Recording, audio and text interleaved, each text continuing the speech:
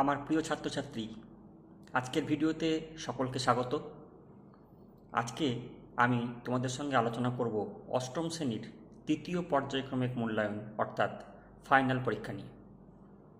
তোমরা জানো তোমাদের এই পরীক্ষাটি হবে 70 নম্বরে এবং এর জন্য সময় থাকবে 2 ঘন্টা 30 মিনিট। আজকে আমাদের আলোচনার বিষয় অষ্টম শ্রেণীর পরিবেশ ও বিজ্ঞান। তো পরিবেশ ও বিজ্ঞানের সমগ্র আলোচনাটি সিলেবাস অনুযায়ী আমরা কতগুলি পার্টে আলোচনা করব এবং বিভিন্ন প্রশ্নগুলি তোমাদের সামনে তুলে ধরব।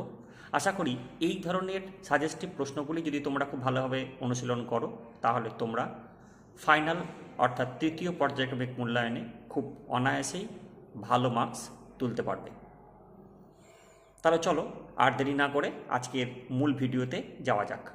তবে মূল ভিডিওয়ে যাওয়ার পূর্বে তোমাদেরকে বলে রাখি, যারা প্রথমবার এই চ্যানেলটি ভিজিট করছো তারা অবশ্যই চ্যানেলটিকে সাবস্ক্রাইব করে দিও, যাতে আমার পরবর্তী অর্থাৎ আপকামিং ভিডিওগুলো দিলে তার নোটিফিকেশান সবার প্রথমে তোমাদের কাছে পৌঁছে যায়।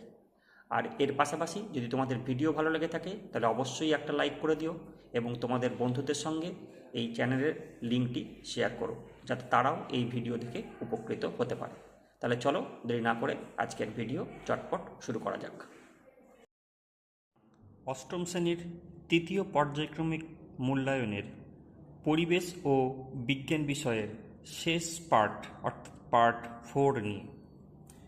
এই পার্টে মূলত আমরা লাইফ সায়েন্সের কোশ্চেনের ওপর ফোকাস করব।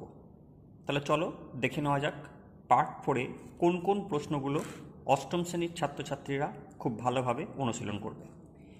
নির্দেশ মতো উত্তর দাও। প্রতিটি প্রশ্নের মান 3। প্রথম প্রশ্ন, হরমোনের দুটি বৈশিষ্ট্য লেখো। আপাতকালীন হরমোন কাকে বলে এবং কেন? দ্বিতীয় প্রশ্ন, চোরা শিকারীরা গন্ডারের কোন অভ্যাসের সুযোগ নেয়? শকুনের সংখ্যা কমে যাওয়ার কারণগুলি লেখো।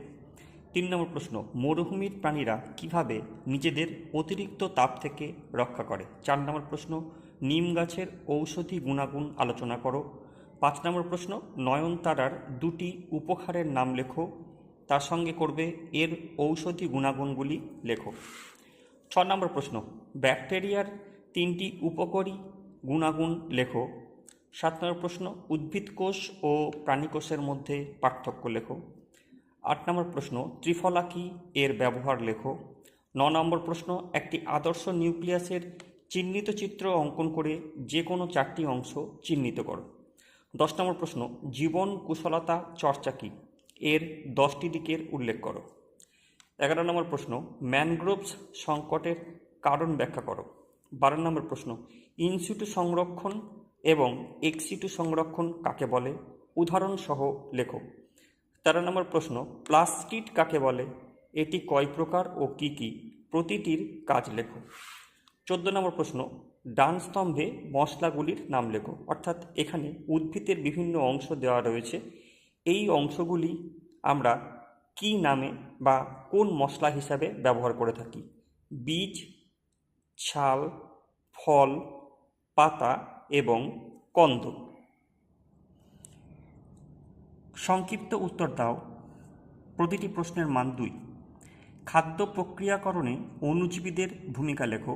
দ্বিতীয় প্রশ্ন, স্ত্রী দেহের জনন গ্রন্থির নাম কি, এই গ্রন্থি থেকে কোন কোন হরমোন ক্ষরিত হয়?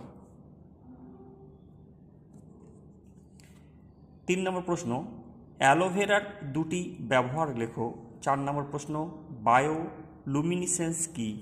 5 নম্বর প্রশ্ন, উত্তরবঙ্গের বনভূমির সংকটের কারণগুলি লেখো। 6 নম্বর প্রশ্ন, উটের দুটি অভিযোজনগত বৈশিষ্ট্য লেখো। এটি 3 নম্বর গ্রুপের প্রশ্ন হিসাবেও আসতে পারে, কাজেই তোমরা এখানে দুটির জায়গায় আরও দুটি এক্সট্রা পয়েন্ট করে রাখবে। 7 নম্বর প্রশ্ন, রসুনের 3টি ব্যবহার লেখো। 8 নম্বর প্রশ্ন, ব্লাবার কি, এর ব্যবহার লেখো। 9 নম্বর প্রশ্ন, এস্টিভেশন বা গরম ঘুম কি? 10 নম্বর প্রশ্ন, স্কুইড কি, এরা কিভাবে শিকার ধরে? সত্য মিথ্যা নির্বাচন করো। প্রতিটি প্রশ্নের মান 1। খুব শুকনো ও ঠান্ডা পরিবেশে বসবাসকারী প্রাণীদের কোষে অ্যান্টিফ্রিজ প্রোটিন থাকে। দ্বিতীয় প্রশ্ন, হু বয়ঃসন্ধি কাল হিসাবে যে বয়সকে নির্ধারিত করেছে তা হলো 8 থেকে 9 বছর পর্যন্ত। 3 নম্বর প্রশ্ন, গর্জন গাছে ঠেসমূল দেখা যায়। 4 নম্বর প্রশ্ন, গার্লিক ব্রেড তৈরি করতে আদা ব্যবহার করা হয়। 5 নম্বর প্রশ্ন, অধিকাংশ বাসে নিয়মিত ফুল আসে। 6 নম্বর প্রশ্ন, শুশুকের গায়ে ছোট ছোট লোম থাকে। 7 নম্বর প্রশ্ন, লাইসোজোমের সক্রিয়তা বৃদ্ধি পেলে ক্যান্সারের সম্ভাবনা বাড়ে। 8 নম্বর প্রশ্ন, সেন্ট্রোজোমকে কোষের প্রোটিন ফ্যাক্টরি বলা হয়। 9 নম্বর প্রশ্ন, লবঙ্গতে থাকা ইউজিনল ব্যাকটেরিয়ার নাশ করে। 10 নম্বর প্রশ্ন, শিশুদের মানসিক বিকাশের জন্য দরকার থাইরক্সিন হরমোন। আমাদের চতুর্থ পাঠের আলোচনা আজকে এখানেই শেষ হচ্ছে। খুব শীঘ্রই আমরা নতুন ইন্টারেস্টিং ভিডিও নিয়ে হাজির হব।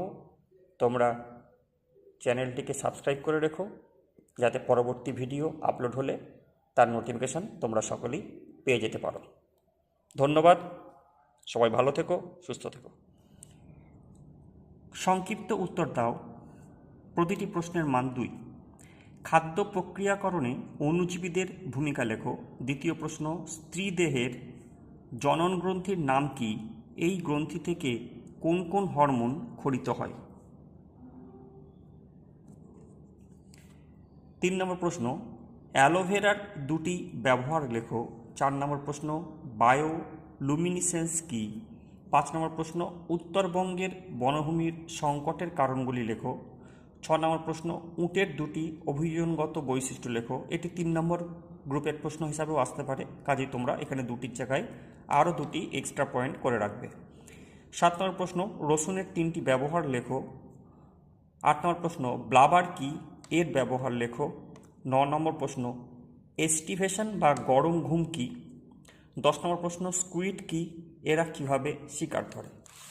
সত্য মিথ্যা নির্বাচন করো। প্রতিটি প্রশ্নের মান 1। খুব শুকনো ও ঠান্ডা পরিবেশে বসবাসকারী প্রাণীদের কোষে অ্যান্টিফ্রিজ প্রোটিন থাকে। দ্বিতীয় প্রশ্ন, হু বয়ঃসন্ধি কাল হিসাবে যে বয়সকে নির্ধারিত করেছে তা হল 8 থেকে 9 বছর পর্যন্ত। 3 নম্বর প্রশ্ন, গর্জন গাছে ঠেস মূল দেখা যায়। 4 নম্বর প্রশ্ন, গার্লিক ব্রেড তৈরি করতে আদা ব্যবহার করা হয়। 5 নম্বর প্রশ্ন, অধিকাংশ বাসে নিয়মিত ফুল আসে। 6 নম্বর প্রশ্ন, শুশুকের গায়ে ছোট ছোট লোম থাকে। 7 নম্বর প্রশ্ন, লাইসোজোমের সক্রিয়তা বৃদ্ধি পেলে ক্যান্সারের সম্ভাবনা বাড়ে। 8 নম্বর প্রশ্ন, সেন্ট্রোজোমকে কোষের প্রোটিন ফ্যাক্টরি বলা হয়। 9 নম্বর প্রশ্ন, লবঙ্গতে থাকা ইউজিনল ব্যাকটেরিয়ার নাশ করে। 10 নম্বর প্রশ্ন, শিশুদের মানসিক বিকাশের জন্য দরকার থাইরক্সিন হরমোন। আমাদের চতুর্থ পাঠের আলোচনা আজকে এখানেই শেষ হচ্ছে।